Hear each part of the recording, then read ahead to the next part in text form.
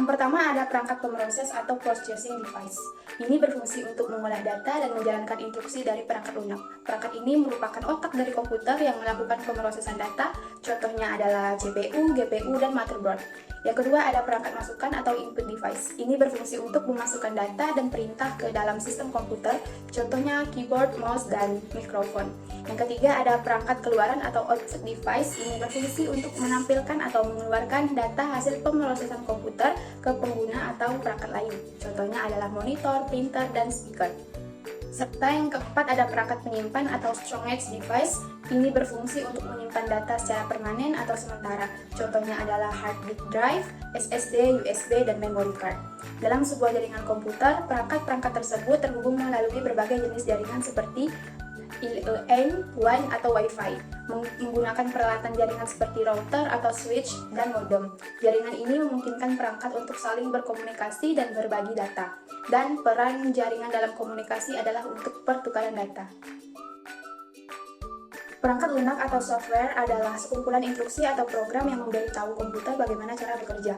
Perangkat lunak ini mengarahkan perangkat keras atau hardware untuk melakukan tugas-tugas tertentu dan merupakan komponen penting dalam sistem komputer.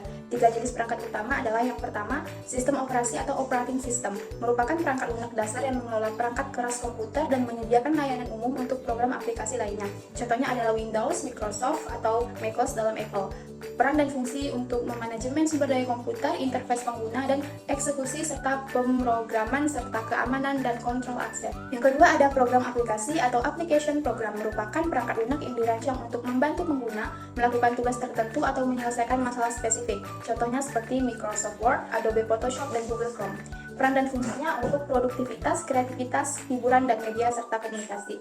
Yang keempat adalah program bahasa atau language program, merupakan perangkat lunak yang digunakan untuk menulis, mengedit, mengomplikasi, dan mendebug kode program. Contohnya adalah Python dan Java. Peran dan fungsinya adalah untuk penulisan kode, komplikasi dan interpretasi, dan manajemen proyek.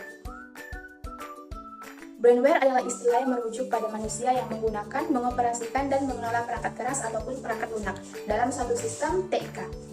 Tantangan utama dalam mengembangkan brainware yang berkualitas adalah yang pertama, keterbatasan pendidikan dan pelatihan. Akibatnya kurangnya akses ke pendidikan dan pelatihan berkualitas tinggi dalam bidang TIK. Yang kedua adalah perkembangan teknologi yang cepat. Akibatnya kesulitan dalam terus mengikuti perkembangan teknologi yang pesat. Solusi untuk meningkatkan kualitas brainware adalah yang pertama, peningkatan akses ke pendidikan dan pelatihan. Yang kedua adalah pengembangan keterampilan digital.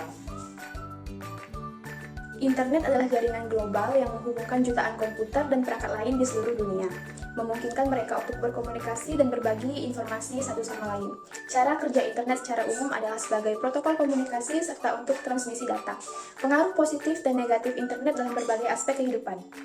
Dampak positif dalam bidang pendidikan adalah internet telah membuka akses ke sumber daya pendidikan yang melimpah. Contohnya platform e-learning seperti Coursera dan Khan Academy memungkinkan siapa saja belajar berbagai topik secara online. Dampak negatifnya adalah ketergantungan pada internet dapat menyebabkan masalah seperti plagiarisme dan penurunan keterampilan berpikir kritis karena informasi yang tersedia itu secara instan. Dampak dalam bidang bisnis adalah yang pertama, dampak positifnya internet telah mengubah cara bisnis beroperasi dengan memungkinkan e-commerce, pemasaran digital, dan kerja jarak jauh. Contohnya Amazon dan Tokopedia memungkinkan pelanggan berbelanja dari mana saja dan kapan saja. Dampak negatifnya adalah persaingan global dan pergeseran ke e-commerce dapat menyebabkan penurunan bisnis lokal dan toko fisik. Selain itu, resiko keamanan cyber seperti pencurian data meningkat. Dampak positif dalam bidang komunikasi adalah internet telah merevolusi komunikasi dengan menyediakan alat seperti email, media sosial, dan aplikasi pesan instan yang memungkinkan komunikasi real time. Contohnya WhatsApp dan Zoom memungkinkan komunikasi dan kolaborasi jarak jauh dengan mudah. Dampak negatifnya adalah overload informasi dan penyebaran informasi palsu atau hoax dapat menyebabkan kebingungan dan ketidakkepercayaan. Selain itu, ketergantungan pada komunikasi digital dapat mengurangi interaksi tatap muka.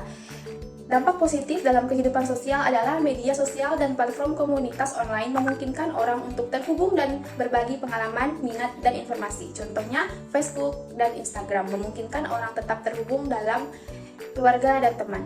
Dampak negatifnya adalah penggunaan yang berlebihan dapat menyebabkan masalah seperti kecanduan dan penurunan kesehatan mental dan lain-lain.